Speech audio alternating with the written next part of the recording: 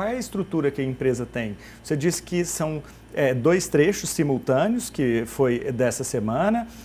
Então, sempre vai ser mais ou menos assim, 2 lugares simultaneamente? A estrutura é essa? Não, é mais que isso, né? Para vocês terem uma ideia, nós temos um dimensionamento que pode chegar a 11 equipes de atenção com esse programa de trabalhos iniciais, né?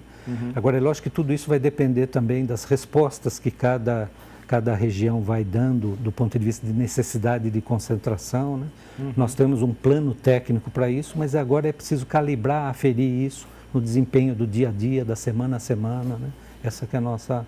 E queremos fazer tarefas bem feitas, né? Porque é uma das nossas marcas como empresa concessionária, é fazer os trabalhos bem feitos de forma que minimize os retrabalhos, né? Que acabam incomodando os usuários e tal. Então a nossa ideia é passar por cada segmento de uma forma que a gente possa dar o check concluído e possamos ir para outro trecho de uma maneira adequada. E essa é uma preocupação de todo mundo e que nós cobramos o governador Zema quando ele sentou nessa cadeira aí, a gente falou desse contrato de concessão, Zé Carlos, porque tem experiência aqui na região que foi concedido e a empresa não responde. A rodovia, o pedágio está lá e tem buraco que não acaba mais. O governador falou exatamente isso, a preocupação que ele tinha em fazer um contrato consistente que não corresse esse risco para a sociedade, porque senão de nada adiantou, né? Perfeito.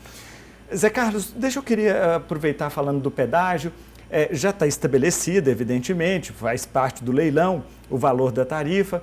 Ficou em R$ 11,48. Exatamente. Para todos os trechos, exatamente. Para todas as praças. São 8 praças de pedágio na concessão do Triângulo. E o valor é igual para todas elas? Para todas elas. E no caso da moto é menos? Da moto é metade da tarifa básica de um veículo de passeio. De passeio. Né? E o caminhão? O caminhão é proporcional à sua configuração, aos seus números de eixo, né? Então, então aí terá uma tabela lá à disposição dos usuários, né? Para que eles verifiquem a sua configuração e o número de eixos que são cobrados ali pelas tarifas de pedágio. Vamos mostrar para o nosso telespectador, então, onde ficarão as 8 praças de pedágio que o Zé Carlos está falando. Vamos ver aí, então, no segundo mapa, nesses mesmos trechos, olha aí, cada balãozinho desse aí, ó, é onde aproximadamente, tá, Zé Carlos, que eu coloquei claro. O balãozinho ali aproximado, eu não sei exatamente a quilometragem que a praça vai estar posicionada, mas a gente colocou só para o nosso telespectador ter uma ideia. Entre Uberlândia e Patrocínio, na 365, são 2 praças, entre Patrocínio e Perdizes, na CMG 462, é uma praça, entre Uberlândia e Araxá, na CMG 452 são 2 praças, entre Iraí de Minas e Nova Ponte, na 190, é uma praça, entre Nova Ponte e Uberaba, na LMG 798, uma praça também, e entre Uberaba e Conceição das Alagoas, na MG 427, uma praça, fechando então as 8 nesses posicionamentos. Zé Carlos, como é que é a definição de onde exatamente a praça vai ser instalada em cada trecho desses daí? Perfeito. Isso é um excelente ponto, Danilo, porque tanto as extensões, a configuração das rodovias, quanto o posicionamento das praças de pedágio e também das bases de serviço operacionais, elas pertencem à modelagem que foi feita para o lote. Então, foi feito pela Secretaria de Infraestrutura e Mobilidade uma modelagem que contou, inclusive, com a equipe técnica do BNDES, né? E nós avaliamos assim como uma modelagem que trouxe vários aprimoramentos em relação a estágios anteriores de concessões no Brasil de uma maneira geral, né? E ela trouxe vários elementos novos, né? Um deles é a oportunidade de trecho de cobertura de pedágio com tarifa básica quilométrica que determina a composição da tarifa que o usuário vai perceber em cada uma dessas praças. Então, cada posição dessa foi estudada para que haja um trecho de cobertura, né, que é afeto, né, a essa tarifa que está atribuída. Por isso que eles equalizaram que as tarifas seriam iguais. Mas trouxeram uma componente importante, que é o desconto para o usuário frequente, né? Então, isso é uma inovação em relação às gerações anteriores de outros contratos, Brasil afora.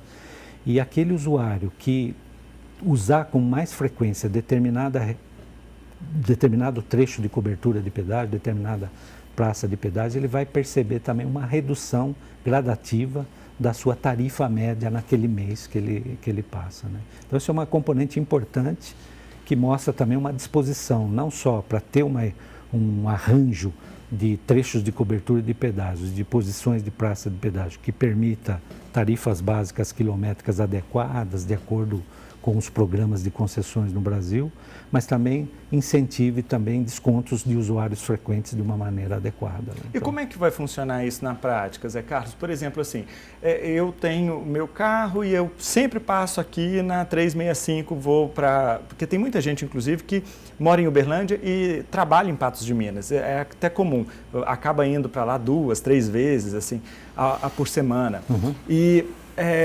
nesse caso, a cada vez que ele passar na praça, a placa dele é registrada, ele vai precisar fazer um cadastro, vai participar de um programa, como é que vai ser isso na prática?